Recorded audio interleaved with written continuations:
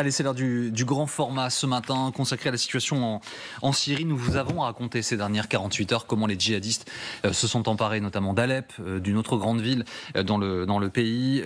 6 jours après le lancement de leur offensive, ils continuent d'avancer. Les combats sont extrêmement meurtriers. Il y a 500 morts au moins déjà, ce qui fait dire aux Nations Unies qu'il faut absolument arrêter dès maintenant les combats. Et Bachar al-Assad compte sur l'Iran et l'aviation russe pour essayer de contrer cette offensive qui le vise directement. Nancy Reiss. La frappe vient d'avoir lieu dans ce quartier résidentiel d'Idlib. Les habitants courent. La défense civile syrienne, les casques blancs sont déjà à l'œuvre. Ici, on éteint les incendies. Là, on évacue à la hâte. On transporte les blessés vers les ambulances et on fouille les décombres des bâtiments détruits. La frappe provient des avions de chasse russes ou de l'armée syrienne. 2 jours de bombardement sur cette province tombée entre les mains des rebelles, une coalition hétéroclite de groupes dominés par des islamistes qui ont pris le contrôle de plusieurs villes de l'ouest de la Syrie, dans les provinces d'Idlib, de Rama et d'Alep.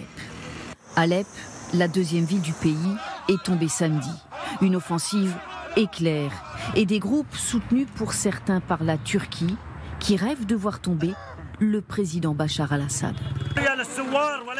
La Syrie est pour les révolutionnaires, pas pour la maison d'Assad. Nous t'écraserons à Damas, espèce de chien.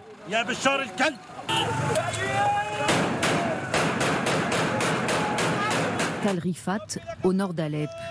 Des rebelles soutenus par la Turquie célèbrent la victoire sur les forces kurdes.